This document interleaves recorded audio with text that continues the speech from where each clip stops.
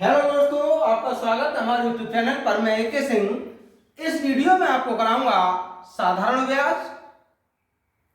इस चैप्टर के लिए एकदम बेसिक से लेकर बहुत आसान और शॉर्ट ट्रिक द्वारा हल कराएंगे। जिन दोस्तों के समझ में साधारण ब्याज का चैप्टर नहीं आता हो या फिर कठिन लगता हो, वो हमारी वीडियोज को लगातार देखें।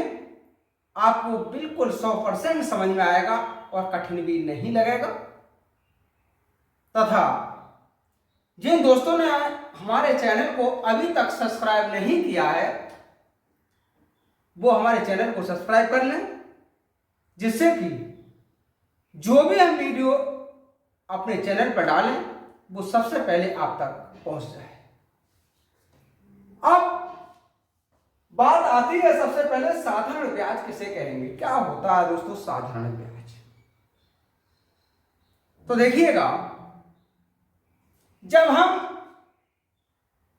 कोई राशि किसी व्यक्ति को उधार देते हैं या किसी व्यक्ति से कोई राशि उधार लेते हैं, फिर उसे जब उस धनराशि को वापस करते हैं तो कुछ अतिरिक्त राशि जो दी जाती है, वही अतिरिक्त राशि होती है साधारण ब्याज। जब ब्याज को केवल मूलधन पर ही लगाया जाए तो वह साधारण ब्याज होता है। अब अगर हम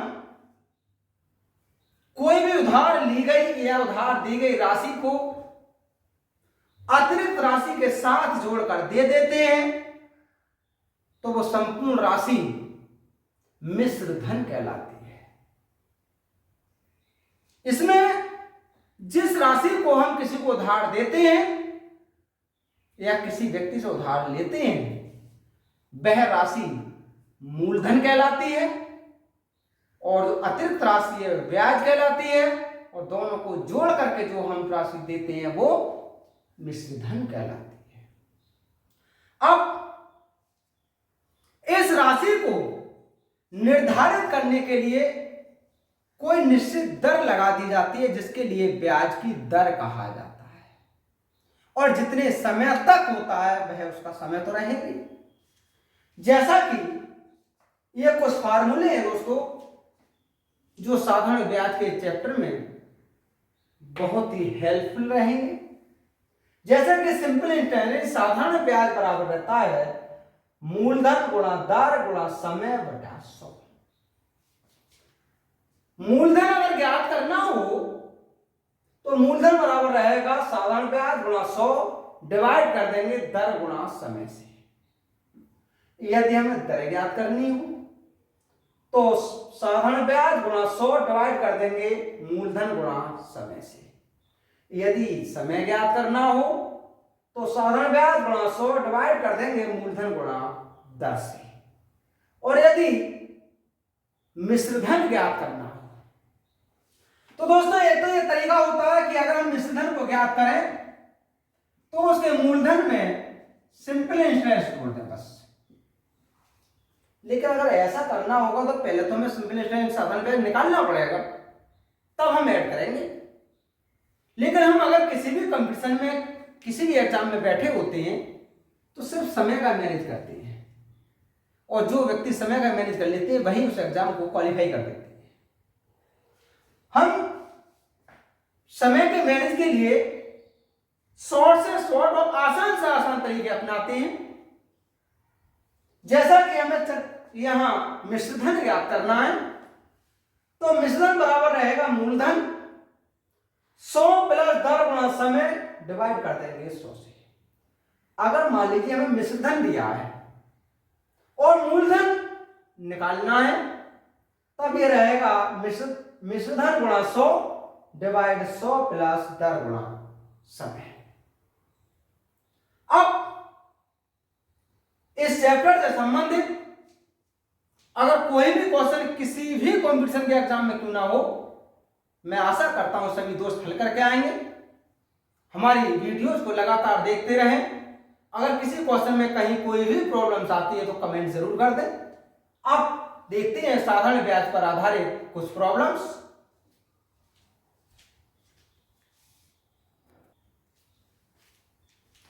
जैसा कि दोस्तों साधारण ब्याज पर आधारित एक क्वेश्चन है, 500 रुपए की धनराशि 10% वार्षिक साधारण ब्याज की दर पर 3 वर्ष के लिए उधार दी गई। इसका साधारण ब्याज कितना होगा?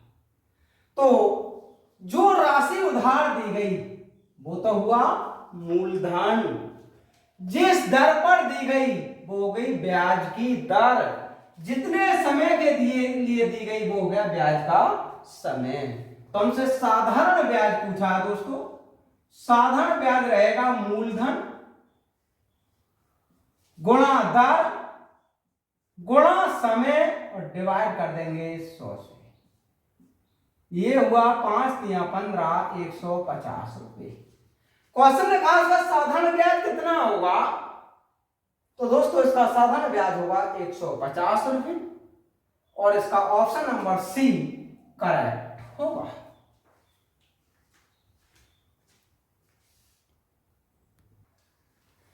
नेक्स्ट क्वेश्चन है दोस्तों, कोई धन 3% वार्षिक ब्याज की दर से 10 वर्ष में 650 रुपए हो जाता है। वह धन कितना है? तो ये देखिए दर दी है, समय दिया है, इतना हो जाता है। इसका मतलब ये जो 650 रुपए होता है ये 10 साल के बाद ही तो होता है, और जो बाद में होता है तो वो क्या होता है? मिश्रधन होता है। तो इसका मतलब मिश्रधन तो दिया है, हमसे कहा ब्याज धन क्या है, यानी कितना रुपया था जो 650 हुआ, इसका मतलब मूलधन क्या है। तो दोस्तों मूलधन ज्ञात करने के लिए बहुत आसान सा एक शॉर्ट ट्रिक रहेगा। सबसे पहले देखो कितना मिश्रधन हुआ, 650 गुणा कर लीजिए 100 से, डिवाइड कर दीजिए। अब ये देखते हैं दर कितनी है इसकी। तो सबसे पहले तो 100 प्लस दर है 3% और समय कितना है 10 वर्ष। ये हुआ 650 गुणा 100, 30 और 100 130, 13 पंजे 65 और ये हुआ 500 रुपए। तो कितना शॉर्ट तरीके से दोस्तों हमने मूलधन ज्ञात कर लिया। उसने कहा था ये बताओ इसका मूलधन कितना होगा। तो इसका मूलधन होगा 500 रुपए और इसका ऑप्शन नंबर बी करेक्ट होगा।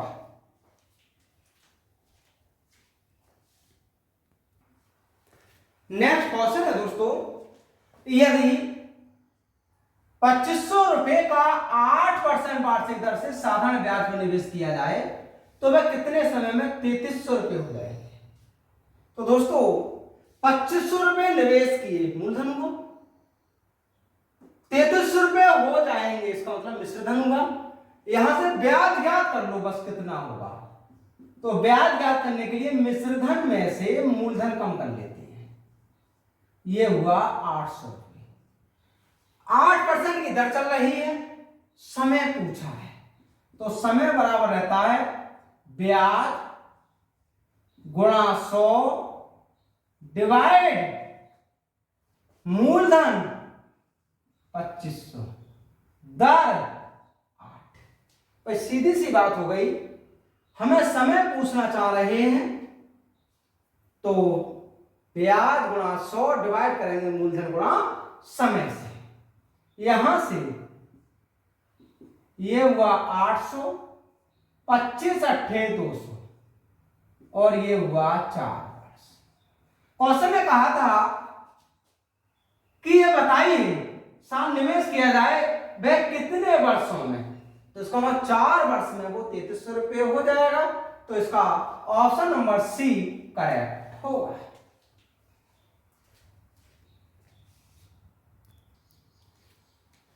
नेक्स्ट क्वेश्चन है दोस्तों, वह धनराशि क्या है। तो इसका मतलब मूलधन पूछा गया जिस पर x वर्षों का x% वार्षिक दर पर साधारण ब्याज 100 रुपये हो। तो बहुत आसान सा तरीका, हमसे धनराशि यानी मूलधन पूछा है तो मूलधन रहेगा ब्याज कितने रुपया 100 रुपये गुणा 100 डिवाइड करते हैं दर गुणा समय, x% की दर और x वर्षों का समय, तो धनराशि हो जाएगी 100/x रुपए। तो इसका ऑप्शन नंबर सी करेक्ट होगा।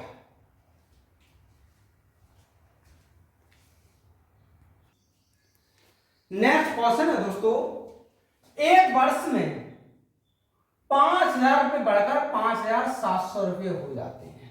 मूलधन कितना था? 5,000, और बाद में कितने हो गए मिश्रधन? 5,700। तो दोस्तों ब्याज कितना हुआ? यहां से ब्याज हुआ 5,700। मूलधन में से ये मिश्रधन में से मूलधन कम किया, 700 रुपए हुआ ब्याज। अब 5 वर्षों बाद उसी साधारण ब्याज की दर पर 7,000 रुपए कितने हो जाएंगे? पहले दर तो पता हो, तो उसने कहा उसी साधारण ब्याज की दर। कौन सी पर? पहले दर ज्ञात कर लीजिएगा। तो दर बराबर रहता है ब्याज गुणा 100, डिवाइड कर लेते हैं मूलधन गुणा समय, और समय कितना है? 5 वर्ष। यहां से ये हुआ 70 और 5 पंजे 1 वर्ष का, तो वर्ष तो 1 हो गया। तो ये हुआ 5 और 14 पंजे 70, तो कितनी दर थी? 14%। अब क्वेश्चन ये करा, इसी 14% की दर पर ये बताओ कि 5 साल के बाद में 7,000 रुपए कितने हो जाएंगे? तो इसका मतलब तो मिश्रधन पूछ रहे हैं, तो मिश्रधन बराबर रहता है मूलधन यानी 7,000, फिर रहता है 100, दर 14%, समय 5 वर्ष और डिवाइड कर देंगे 100 से। ये हुआ 70, 14 पंजे 70 यानी 170, 17 सत्ते 119, ये हुआ 11,900 रुपए। क्वेश्चन में जैसा कहा था कि ये बताओ 5 साल के बाद 14 इसी ब्याज की दर पर 7,000,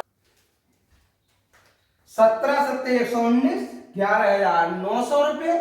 तो दोस्तों 5 वर्षों के बाद इस 7,000 रुपए का जो मिश्रधन होगा वो 11,900 रुपए हो जाएगा, और इसका ऑप्शन नंबर बी करेक्ट होगा।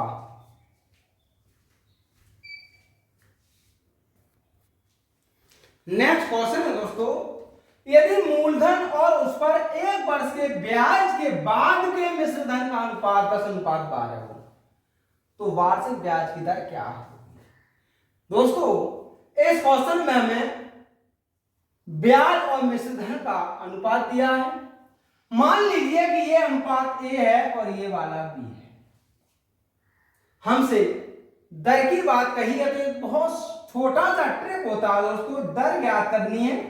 ये रहता है b माइनस ए गुणा 100, डिवाइड कर लेते हैं हम इसे a गुणा टी से। b का मान 12 और a का मान 10 गुणा 100, डिवाइड a का मान 10 और समय 1 वर्ष। यहां से ये बचा 2 और 20%। क्वेश्चन में कहा वार्षिक ब्याज की दर क्या होगी? तो दोस्तों वार्षिक ब्याज की दर होगी 20%। इसका ऑप्शन नंबर डी करेक्ट होगा।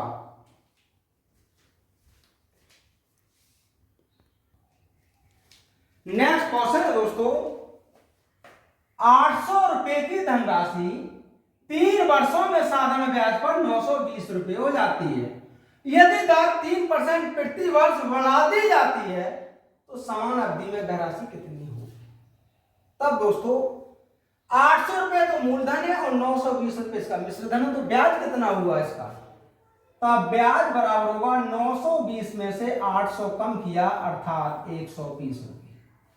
अब समय 3 वर्ष है, दर तो पता नहीं हमें, पहले इसकी दर ज्ञात करो कि 800 रुपए से 920 रुपए 3 वर्ष में जब हुए थे तो ये किस वार्षिक ब्याज की दर पर हुए थे?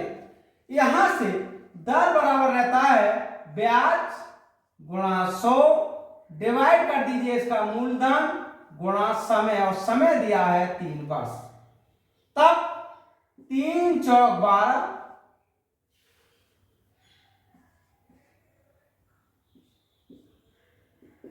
4 दूनी 8 और 2 पंजे 10 यानी 5%। दर थी उसकी दोस्तों 5%।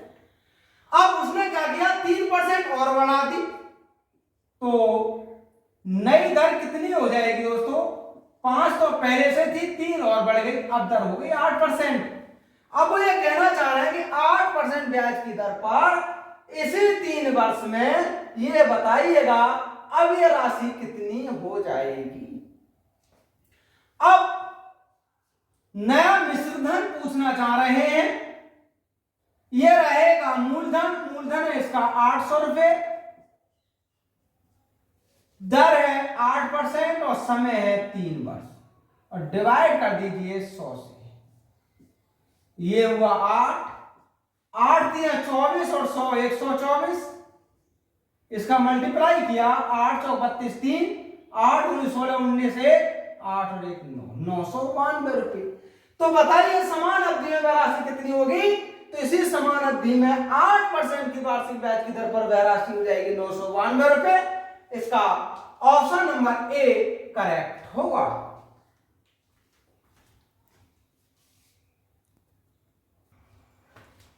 नेक्स्ट क्वेश्चन है दोस्तों, 2665 रुपए की धनराशि को 2 भागों में उधार इस प्रकार से दिया गया कि प्रथम भाग पर 3% प्रति वर्ष की दर से 8 वर्ष में अर्जित ब्याज, द्वितीय भाग पर 5% प्रति वर्ष की दर से 3 वर्ष में अर्जित ब्याज के बराबर हो। तो दूसरा भाग क्या था, बहुत आसान से एक तरीका है दोस्तों। पहली धनराशि मान लीजिए P1 भाग रहा होगा, इसका 3% की दर से 8 वर्ष का अर्जित ब्याज बराबर हो दूसरे भाग, मान लीजिए P2 रहा दूसरा भाग, इस पर 5% की दर से 3 वर्ष का अर्जित ब्याज। अब यह हुआ P1 अपॉन P2 5/8, तब P1 अनुपात P2 बराबर होगा 5/8। अब क्वेश्चन ये कहा है, ये बताइए दूसरा भाग कितना होगा, तो P2 कितना होगा, तो P2 बराबर रहेगा P2 का अनुपात 8, डिवाइड कर दिए दोनों के योगफल से 13 गुणा 2665, 13 दूनी 26 और 13 पंजे 65, 8 पंजे 40 और 8 दूनी 16। क्वेश्चन ने कहा बताइए दूसरा भाग कितना था, तो दोस्तों दूसरा भाग था 1640 रुपए। इसका ऑप्शन नंबर ए सही होगा।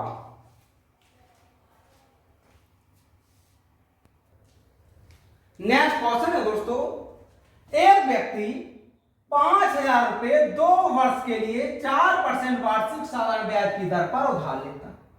वह तत्काल इसे किसी दूसरे व्यक्ति को 6 से 4% वार्षिक साधारण ब्याज की दर पर 2 वर्ष के लिए उधार दे देता है। इस सौदे में उसका लाभ क्या होगा, तो दोस्तों एक तो यह तरीका है कि पहले 5000 रुपए का 2 वर्ष का 4% की दर से ब्याज निकाल लूं, उसके बाद इसी पैसे का 6.25% की दर से 2% 2 वर्ष का लाभ निकाल लूं, लाभों का अंतर कर दो। लेकिन इसे एक बहुत सिंपल से तरीके द्वारा कर सकते हैं। एक ट्रिक होता है दोस्तों, हम तक लाभ क्या होगा, तो इस पूरे सौदे का ही लाभ एक बार निकाल देते हैं। ये रहेगा मूलधन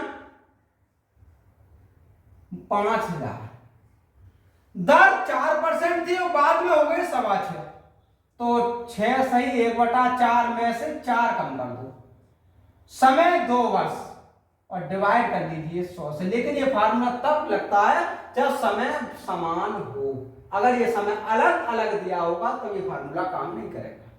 फिर उसके बाद यहां से ये हुआ 50, 6 सही 1/4 में से जब 4 घटाएंगे तो 2 सही 1/4 गुणा 2, ये हुआ 100, 4 दूनी 8 और 1 9/4 25 और 25 ने हमारा 225।